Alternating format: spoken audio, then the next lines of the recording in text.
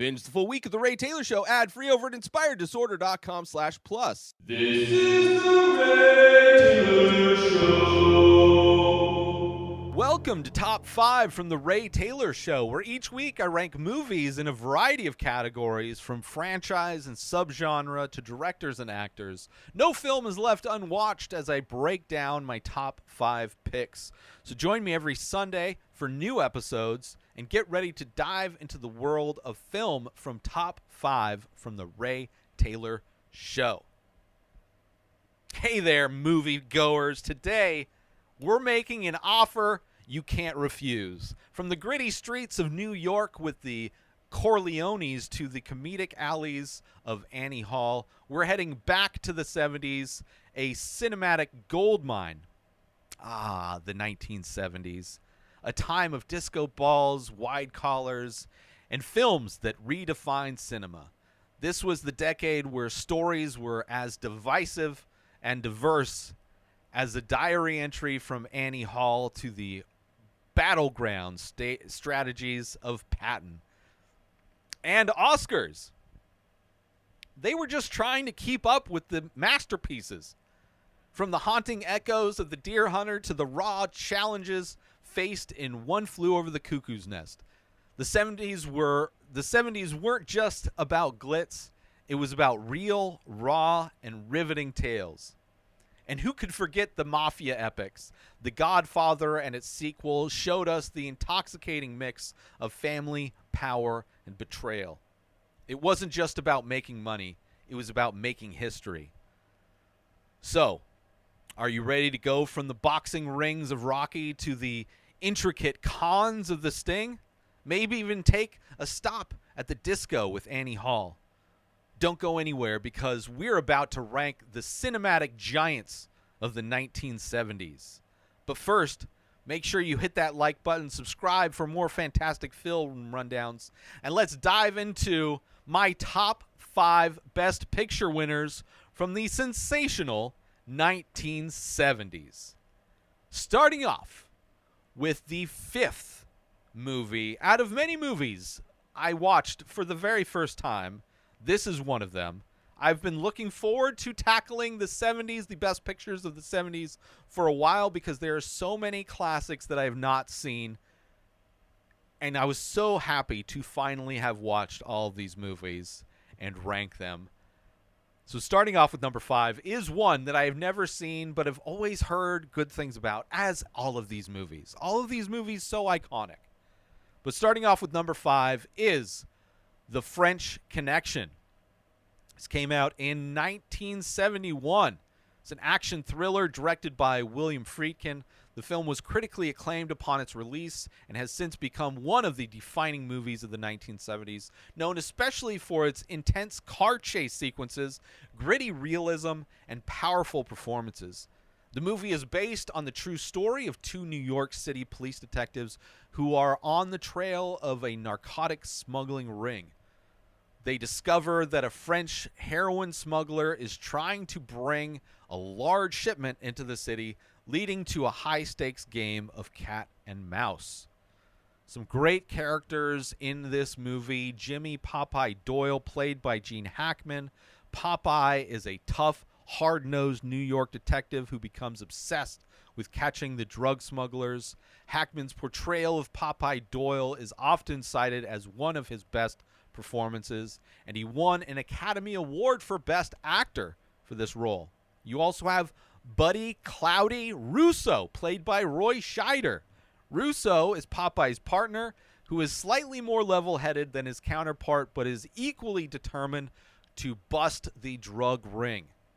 There's some great scenes in this movie, one of which, the car chase sequence, is one of the most famous in film history. Popeye Doyle commandeers a civilian's car to chase an elevated train on which a hitman is trying to escape. The scene is intense, thrilling, and incredibly well executed, capturing the gritty essence of the 1970s New York. The scene that put this movie on the list. That is the absolute moment I was like, this is a movie that has to be on the list. It's also, I think, the last movie I watched. So it almost Almost wasn't going to be on the, because this is a scene at the very end of the movie. This movie also won a bunch of awards. Obviously won Best Picture, but French Connection was a major success at the Academy Awards. Won 5 Oscars, including Best Picture, Best Director for William Friedkin, Best Actor for Gene Hackman, Best Adapted Screenplay, Best Film Editing. The movie is often praised for its documentary-style realism, capturing the gritty atmosphere of the early 1970s New York. Its success paves the way for many other gritty, realistic crime films of the 70s. Gene Hackman's character, Popeye Doyle, became an iconic and is considered one of the great characters in American cinema. A sequel, French Connection 2, directed by John Frankenheimer, and again starring Hackman, was released in 1975. It follows Popeye Doyle as he continues his pursuit of the drug kingpin in France.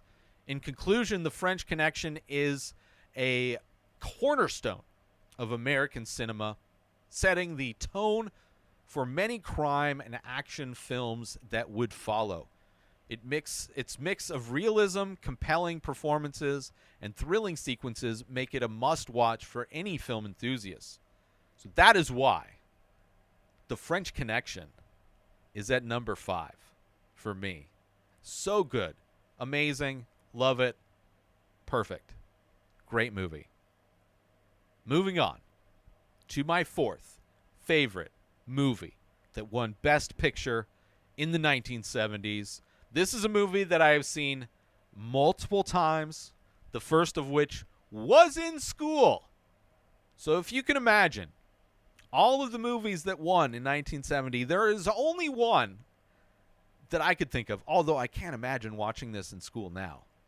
Would you be able to? I know there would be some parents, since things get banned in schools, especially in red states, for like the smallest of things. But I did remember watching this in school, and then I've watched it a few times as an adult, and it's just a classic for so many reasons. It's a great movie.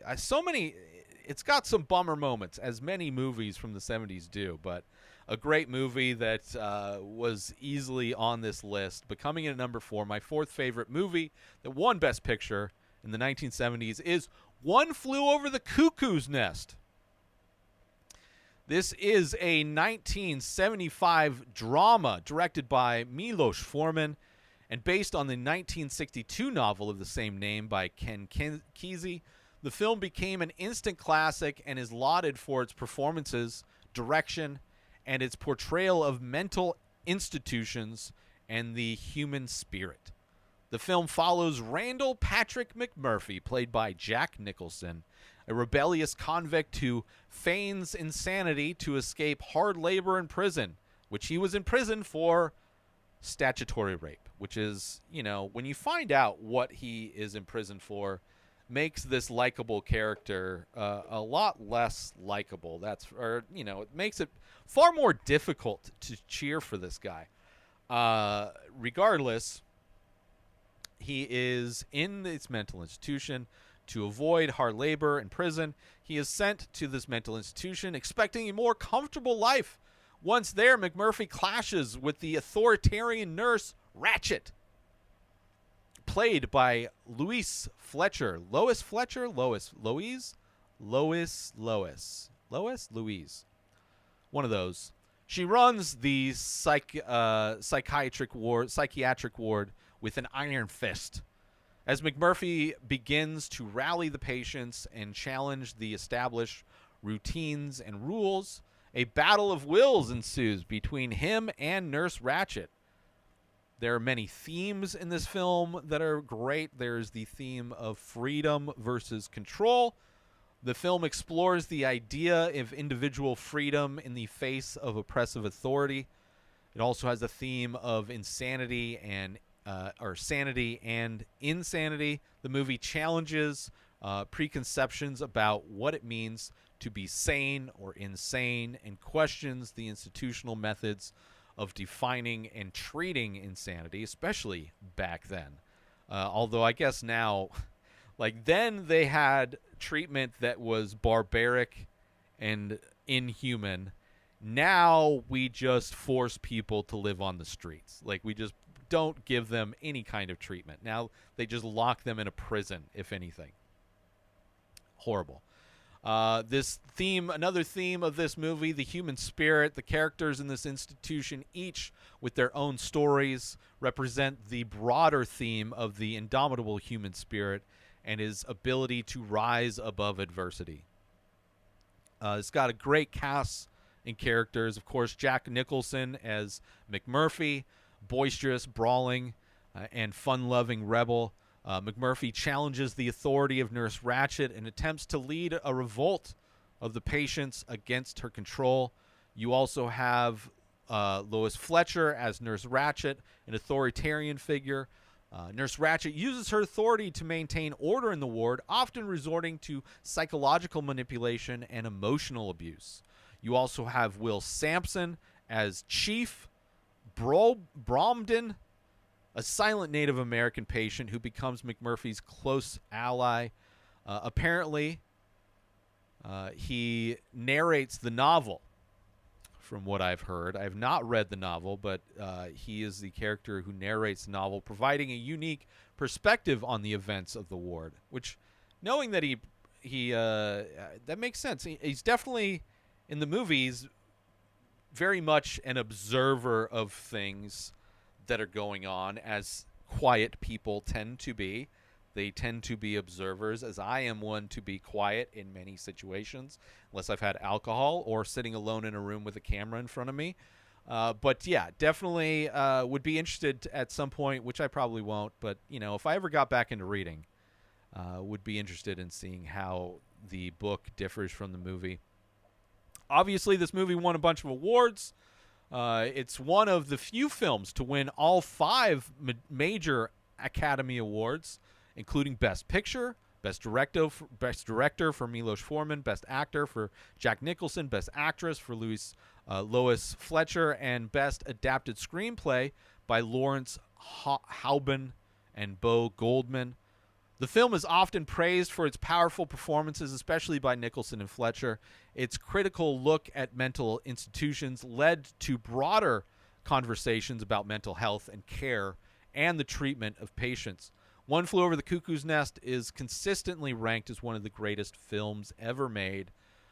It is poignant, gripping drama that tackles heavy themes with a mix of humor, tragedy, and a spirit of rebellion. It remains an essential watch for film enthusiasts. I love that it's not just a bummer film, as so many of these movies can be, especially the Best Picture winners of the 70s, or Best Picture winners in general, tend to be bummer films. And this movie does have bummer elements to it. There's definitely some bummer stuff. People dying, suicide, just mental death, emotional death. This movie's got, but it's also got a lot of humor. I love the camaraderie that the patients all have. I love when Randall finds out that the chief can speak. Such a great scene. I love Chief and him. And McMurphy's one of those guys that he's addicted to causing trouble, and with all addictions, you can only go so long before it ends up biting you in the butt. So I don't know, it's a great movie. I loved it, and obviously a great performance by Jack Nicholson. Coming in at number 4, One Flew Over the Cuckoo's Nest. Let's take a quick break from this episode to talk about Attention all Ray Taylor Show fans! We're excited to announce we've just released a line of exclusive merchandise featuring original artwork inspired by the show. Our high-quality shirts and biodegradable phone cases are a perfect way to show your support for the show and make a great gift for any fan. Plus, with each purchase, you'll be helping us continue to bring you great content. So don't wait. Head on over to InspiredDisorder.com now and check out the full collection. Thanks for listening, and we hope you'll show your support by grabbing some Ray Taylor Show merchandise today. And now, let's get back to the show. Moving on to my third favorite movie nominated for, not only nominated, third favorite movie that won. This movie and all the other movies on this list won Best Picture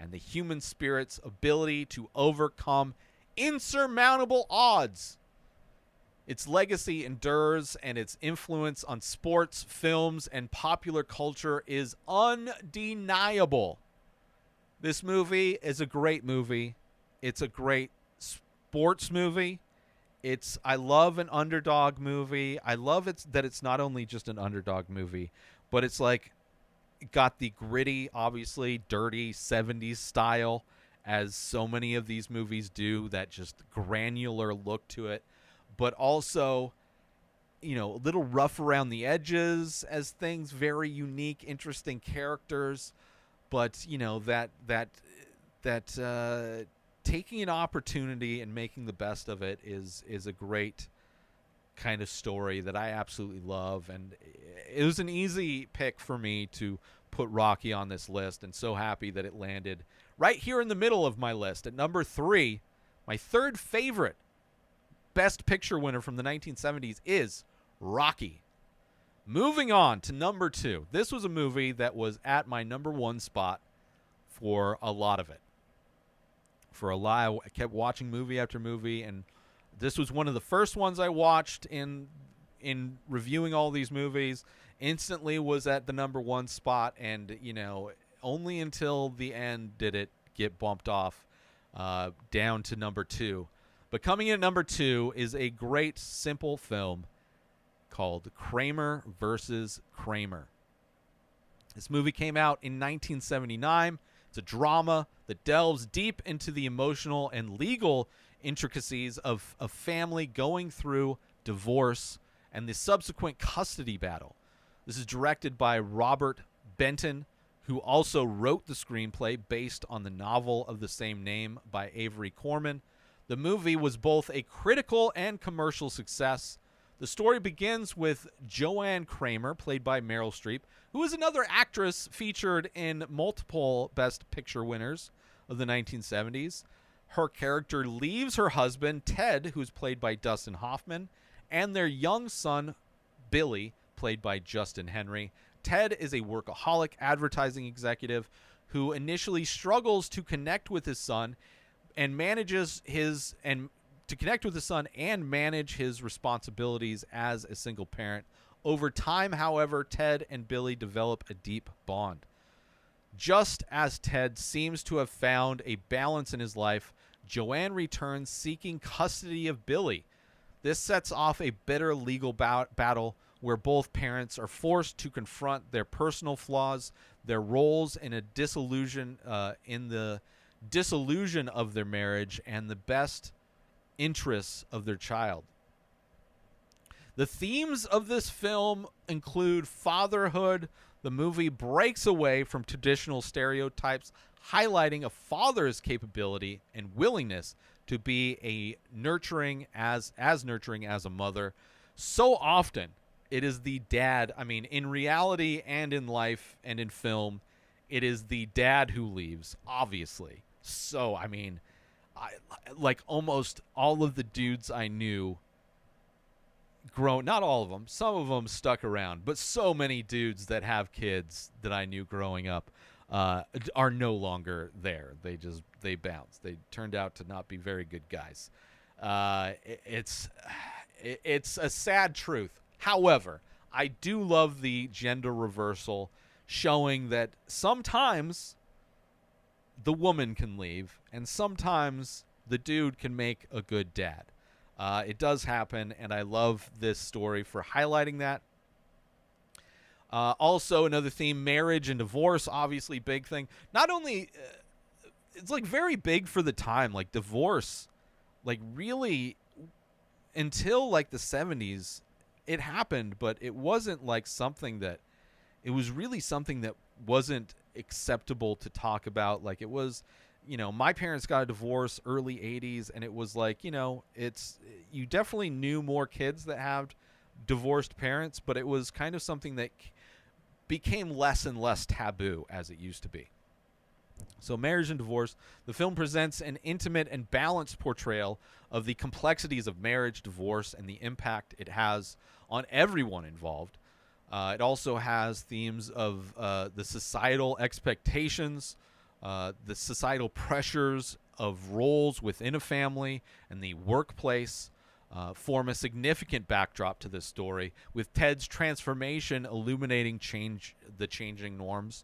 Of course, him and his job not being okay with him being a single parent, but him making it work, which you see in movies where women are single moms and working, having to balance all of that stuff. You're seeing a lot of that stuff in Dustin Hoffman's character in this, which, to mention, this has a great cast, including Dustin Hoffman as Ted Kramer, initially absent father who undergoes a transformation journey, becoming a beloved single parent.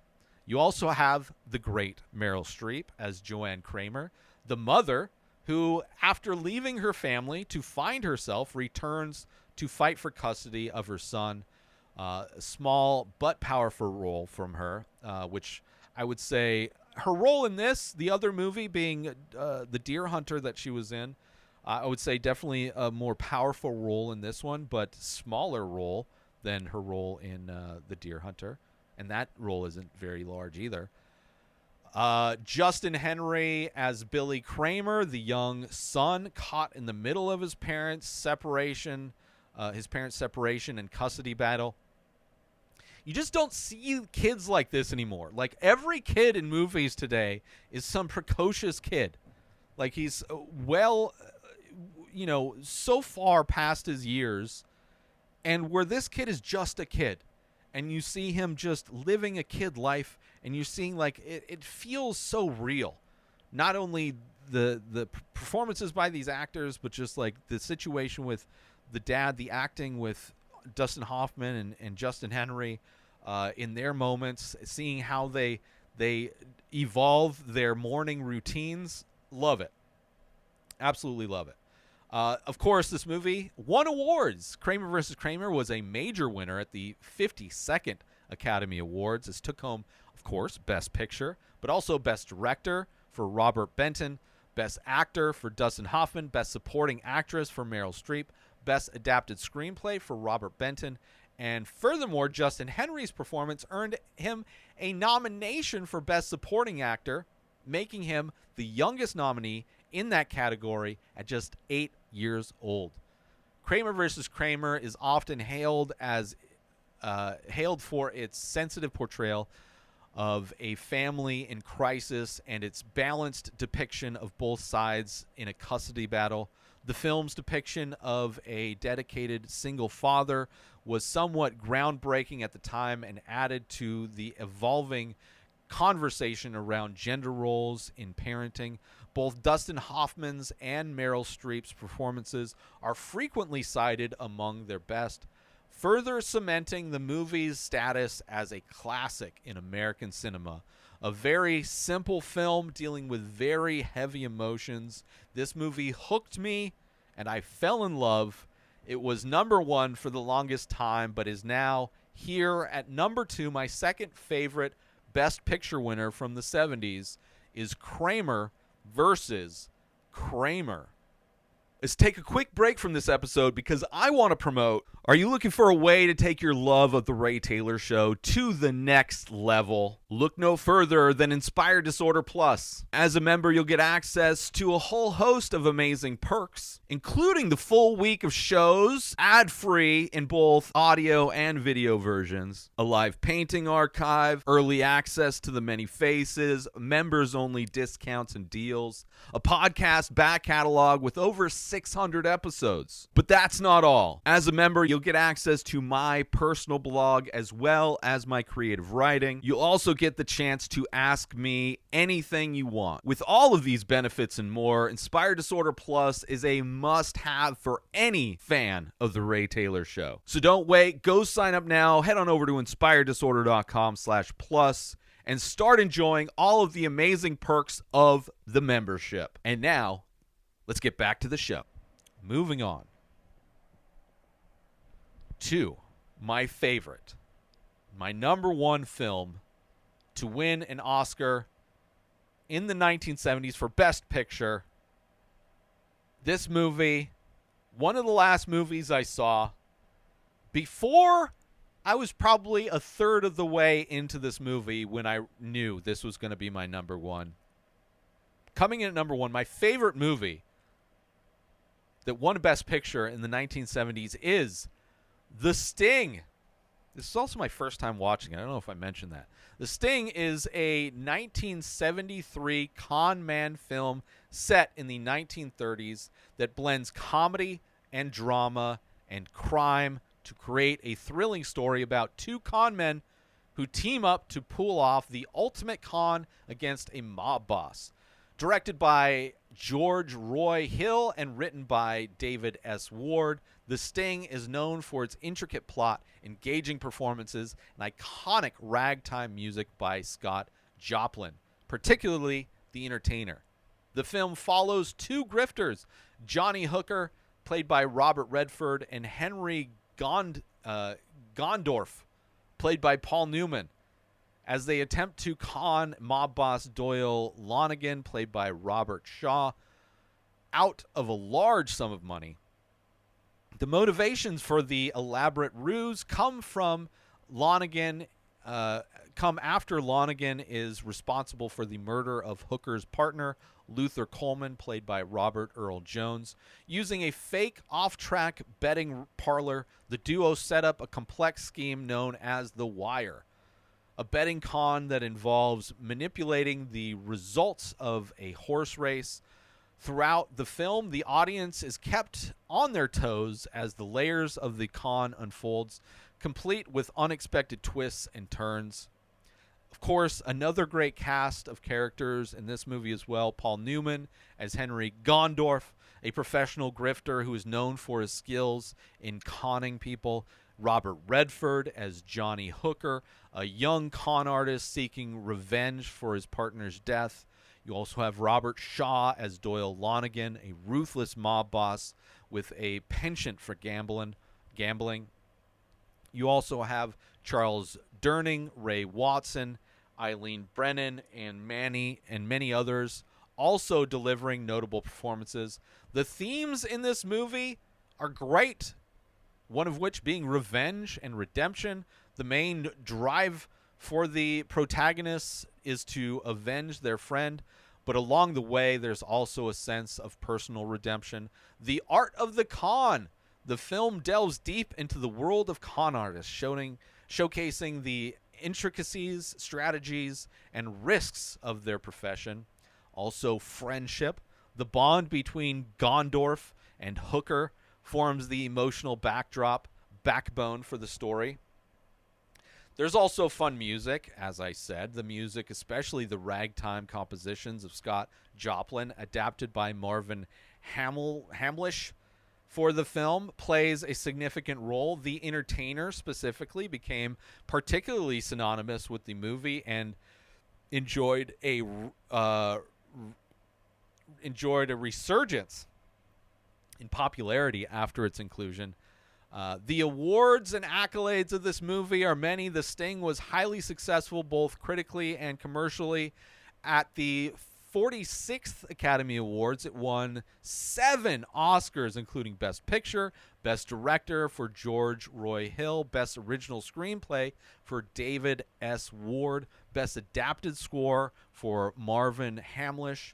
The Sting is remembered fondly as one of the best con artist films of all time. Its blend of humor, drama, and suspense combined with the magnetic chemistry between Newman and Redford, who previously teamed up for Butch Cassidy and the Sundance Kid, make it a timeless classic. I tend to love movies that are fun rides usually. This one is a very fun ride. I love something that is well written, with characters that I enjoy and a plot that sucks me in. I'm definitely a fan of con movies, con artist movies. Very similar in a lot of ways to a whodunit, I would say. And, at some point I'll do a top 5 of the subgenre of con artist movies. At some point I would love to dive into. Paper Moon is another great con artist movie. The end of this movie definitely got me good. It was a great end, great reveal at the end of it. Very much like that aha moment, that final wrap up that you get in a whodunit. Like you get that kind of where everything comes together. That last piece falls at the end of a con. Great. I loved every bit of this film. And not only did it instantly jump to number 1 on this list, but it became one of my all-time favorites. Like a movie that I will definitely rewatch just for fun in my life. And I love it. That's why it's here at number 1. The Sting, so much fun. First time watch, blown away. Loved it so much. My favorite movie to win an Academy Award for Best Picture in the 1970s is The Sting. Now, I know there are people who are angry that there is not one of 2 movies that are available from a single franchise not on this list. And they were at points. And let me talk about my honorable mentions. I'm just going to talk about the movies that didn't make the list. Obviously, Godfather 1 and 2. Epic movies. Listen, every movie on this that won an Academy Award is amazing. It is an epic movie. And Godfather, yes. Godfather 1 and 2, both first-time watches for me. I think maybe I've watched them a long time ago, but I don't know if I was paying attention when I watched them. So first-time watches. I like Godfather 1 more than I like Godfather 2. Not Godfather 1, don't really like the end of Godfather 1. Like, when Michael becomes the Don, I don't know. I like the movie less. He's also my least favorite part of number 2. I prefer the prequel stuff with De Niro in Godfather 2, and wish that had just been its own movie, a prequel of just seeing him, the Vito Corleone origin story. But I do love those movies. I have not seen 3. I've heard 3 is horrible. But yeah, Godfather 1 and 2, because I had issues with them, they didn't make the list. What can I tell you? Not big issues, just small issues. Also, what else? Deer Hunter, such a bummer movie. Just so brutal. This is a movie I've seen a couple times before. It's a movie that you don't really have to watch very often. And I forgot how it ends, and the way it ends is, it's a gut punch. It's not a fun movie in general. And a movie that I found out was not intended to be a Vietnam movie. It wasn't based on a book that was about playing Russian roulette, which is obviously a big part of this movie, but I don't know, absolutely brutal, and just, it's great performances, but it's just a movie that it hurt too much. It hurt too much. It wasn't going to be on this list. Patton, another great movie, another first time watch for me. Great war film, but I'm very picky with war films, right? Like, either war films are kind of propaganda where they get you rah-rah for military stuff, or they're like the tragedies of war, like The Deer Hunter very much is.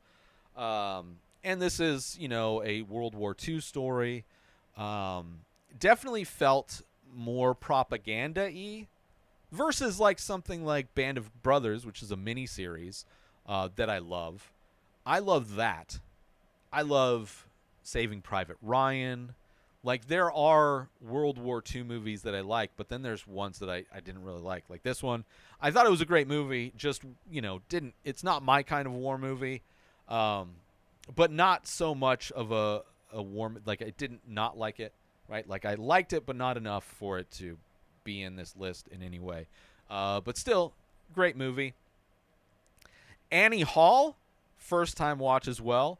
Super interesting movie. Creatively, my favorite. Like, the creative things it does to tell the story, breaking the fourth wall. You have subtitles translating characters' inner thoughts, right? It has clearly Seinfeld moments from Seinfeld were inspired by this, like people having discussions in lines at a movie theater. The kind of neurotic type of stuff, which I'm sure is big for the director. It just, I don't know. I didn't like the story. I didn't care about it at all. I didn't care about the relationship. But creatively, the way it told the story is by far the most artistic and creative of the movies, I would say. So for that, it got points, but ultimately didn't like it. And it was arguably the most lighthearted movie out of everything to win. But those are my thoughts on the movies that didn't make it. Let me recap the ones that did make it, recap my list one more time, and we will get out of here. This is my top 5 movies that won Best Picture in the 1970s.